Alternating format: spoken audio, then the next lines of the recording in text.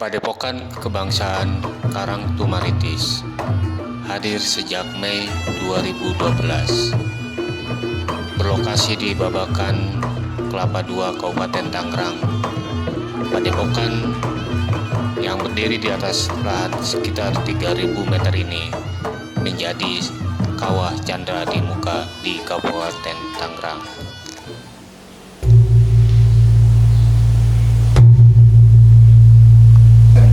Assalamualaikum warahmatullahi wabarakatuh. Salam damai sejahtera bagi kita sekalian. Shalom, Om Swastiastu, Namo Buddhaya, salam kebajikan, Rahayu, Rahayu, Rahayu.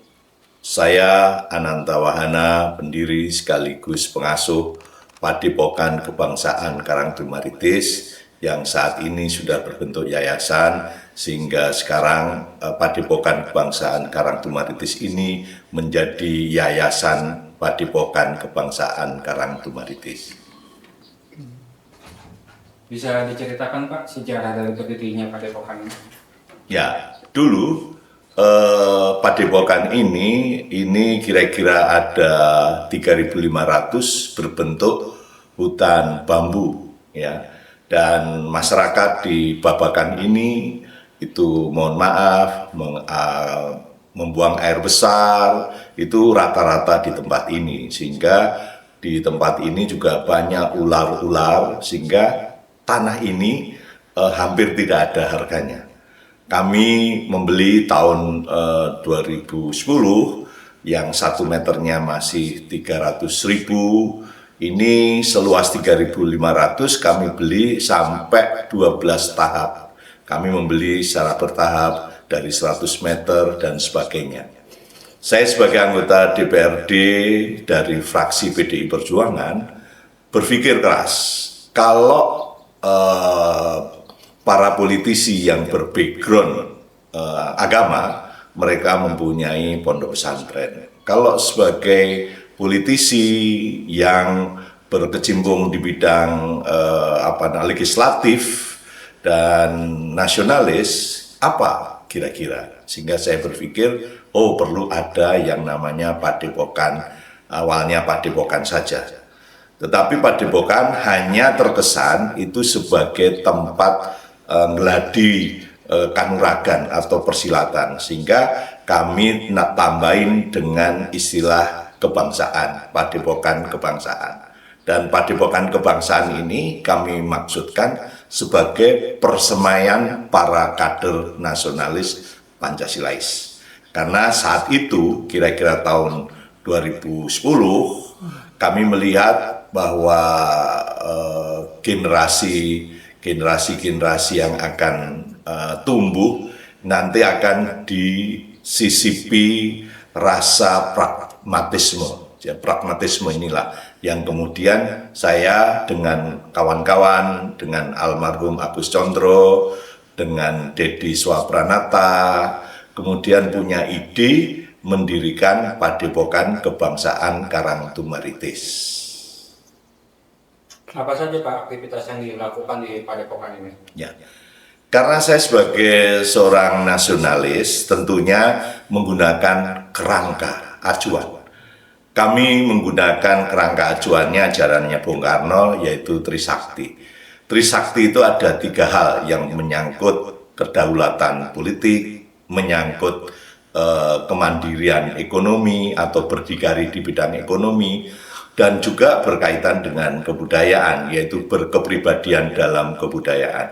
Karena 3 kerangka inilah kami punya visi, yaitu pertama, yaitu persemaian kader yang nasionalis Pancasilais.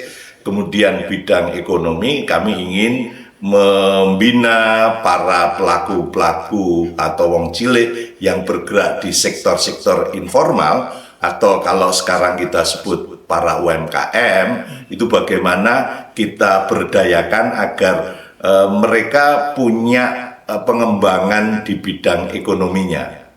Kemudian berkaitan dengan kebudayaan, kami melihat bahwa para seniman-perseniman di Banten, khususnya di Tangerang ini kurang pembinaan, sehingga kami mencoba juga membuat satu perkumpulan yaitu namanya Padepokan Bangun Karso, itu terdiri dari para seniman, para budayawan, dan kita akan kembangkan seni-seni lokal, seni-seni daerah supaya menjadi kekuatan kebudayaan nasional. Siapa saja Pak yang terlibat dalam kegiatan di Padepokan ini? Ya, Padepokan ini sifatnya terbuka. Awalnya tentunya para mahasiswa, karena saya juga sangat dekat dengan dunia kemahasiswaan atau mantan aktivis mahasiswa, sehingga yang terlibat di sini para ormas ekstra universitas.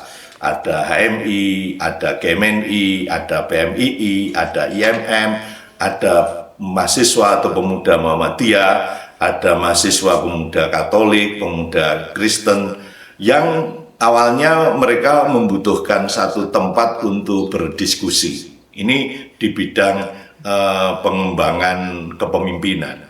Kemudian di sekitar sini banyak perkampungan yang banyak orang miskin, dia perlu pengembangan para UMKM, sehingga kami mengumpulkan, memberikan pembinaan, memberikan pengetahuan yang berkaitan dengan dunia UMKM, sehingga kami juga mengumpulkan. Terus kami mulai mendirikan yang namanya Institut Karangtumaritis. Itu mereka mengembangkan, membina, memberikan fasilitas sertifikasi usaha, kan itu.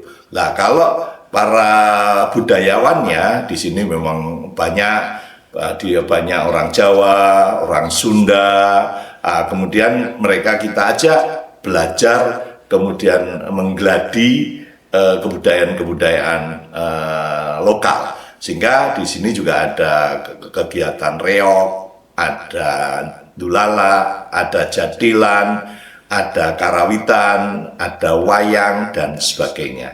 Gitu. Apa saja tantangan yang dihadapi Padepokan dalam menjalankan misinya? Ya, kalau kita lihat mengenai tantangan, tentunya Padepokan ini belum mampu mendampingi mereka secara mandiri, atau katakanlah memang tidak ada kegiatan-kegiatan yang tanpa ditopang oleh sumber dana. Kami memang dananya itu sangat terbatas. Saya waktu itu sebagai anggota DPRD, sebagai anggota DPR RI, memang punya anggaran-anggaran untuk mengembangkan konstituen. Itu yang kami pakai. Nah, tapi sekarang kami juga mencoba, setelah kami pensiun dari anggota DPR RI, kami mengembangkan UMKM, usaha-usaha itu yang kita pakai sebagai pembiayaan kegiatan pendidikan, kegiatan ekonomi, kegiatan budaya. Karena kami mendengar juga beberapa orang imigran yang ada di Gading Serpong, mereka juga anak-anaknya tidak sekolah karena mereka terlepas atau katakanlah tidak bisa mengikuti pendidikan. Di tempat ini kami menawarkan, jadi di tempat ini kami adakan kayak sekolah SD yang juga menampung para anak-anak dari anaknya para imigran juga belajar di tempat ini, sehingga swadaya dari kita inilah yang sampai hari ini sudah kita pakai untuk melakukan pembiayaan. Karena Padepokan Karangtumaritis ini berdiri sejak tahun 2012. Apa saja pencapaian yang sudah diraih oleh Padepokan Kebangsaan Karangtumaritis hingga saat ini? Ya, kalau bicara tentang pencapaian di bidang pendidikan, tentunya kita ini banyak melatih, kemudian banyak organisasi-organisasi mahasiswa belajar, berlatih, berdiskusi di tempat ini, dan selama lebih dari 10 tahun ini sudah banyak mencetak para sarjana, meskipun itu produk dari perguruan tinggi sekitar, perguruan tinggi yang ada di Jakarta juga banyak melakukan diskusi-diskusi tempat ini. Tentunya sebagai alumni, mereka juga diajar di perguruan tinggi, tapi juga disiapkan di Padepokan ini mental, karakter, dan kepemimpinannya. Kalau di bidang ekonomi, tentunya kita tidak kurang dari 500 pelaku UMKM yang dibina di tempat ini, diberi fasilitasi, misalnya ANIB, kemudian juga sertifikasi halal, BRT, dan tentunya mereka sekarang sudah menjadi pelaku UMKM yang mandiri. Itu juga merupakan satu pencapaian. Kalau mengenai kebudayaan yang kita bina di tempat ini sudah bisa melakukan pertunjukan di tempat lain, bahkan sudah ditanggap kemudian dimainkan di tempat lain yang tentunya karena itu merupakan juga profesi, mereka juga bisa mendapatkan penghasilan. Misalnya campur sari, kita punya organisasi campur sari yang juga menerima orderan dari masyarakat. Nah, itu mereka juga mendapatkan penghasilan, dan gitu. Kalau misalnya anak-anak imigran juga ini sudah cukup lama Padepokan ini. Banyak yang mereka ini sekarang menjadi warga negara tempat lain, kemudian dia berkirim surat kepada sekolah yang ada di Padepokan ini. Dia merasa bahwa dia di tempat negara lain itu merasa dirinya sebagai manusia yang merdeka. Apa harapan untuk masa depan Padepokan Kebangsaan Karangtumaritis? Kita berharap Padepokan ini menjadi persemaian kader nasionalis Pancasila. Nah, jadi melihat kondisi negara, kondisi pemerintah daerah, pemerintah provinsi yang tidak baik-baik saja, kami berharap bisa ikut kontribusi terhadap situasi yang ada sekarang ini, sehingga kita menciptakan agar tumbuh pemimpin yang baik, pemimpin yang bertanggung jawab, kemudian pelaku ekonomi yang bisa naik kelas, para penggiat budaya yang bisa menghibur masyarakat, yang bisa mengedukasi masyarakat, dan tentunya bisa mengisi kehidupan bermasyarakat ini dengan lebih baik.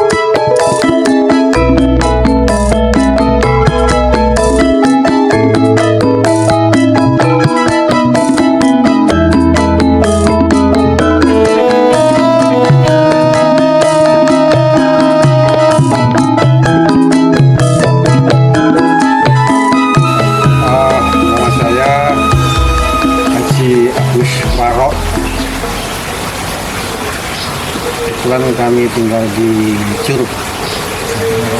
Pak, apa pendapat Bapak tentang Padepokan Kebangsaan Karangtumaritis? Alhamdulillah, Padepokan Karangtumaritis yang ada di sini sangat bermanfaat sekali, terutama terhadap masyarakat sekitar dan umumnya di Tangerang dan Banten.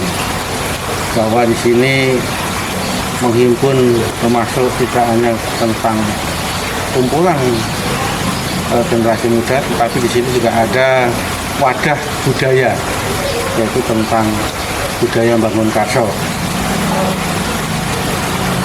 Sejauh ini apa yang manfaat yang Bapak rasakan dengan kehadiran Padepokan ini, Pak? Penampungan bakat dan seni tersalurkan, Di sini ada wayang kulit, ada campur sari maupun reok Ponorogo. Terus aktivitas Bapak di sini apa aja Pak? Kebetulan kami di kesenian membidangi di pengurus, jadi sehingga kegiatan budaya ini selalu berkembang dan bisa dinikmati oleh masyarakat pada umumnya.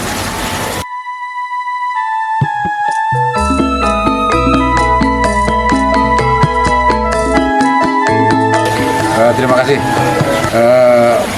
Manfaat Padepokan Kebangsaan Karangtumaritis sangat-sangat dibutuhkan di tengah masyarakat. Pananda sebagai pembina atau penanggung jawab Padepokan Karangtumaritis banyak memberikan fasilitas khususnya kesenian, dan ada ambulan, ada mengadakan pembinaan, penyuluhan termasuk ke UMKM, koperasi. Manfaat Padepokan Karangtumaritis adalah termasuk pribadi saya. Tadinya saya sebagai pekerja buruh, sekarang mengabdi di Padepokan Karangtumaritis. Itu sangat-sangat bermanfaat, dan beberapa rekan yang hadir di sini juga selama pandemi tidak mempunyai lapangan kerja ataupun pekerjaan, bergabung di sini jadi bisa melanjutkan kehidupan. Di sisi lain, Pananta juga memberikan fasilitas-fasilitas, ya, tidur di sini, makan dan lain-lainnya di sini. Di sini semuanya lengkap.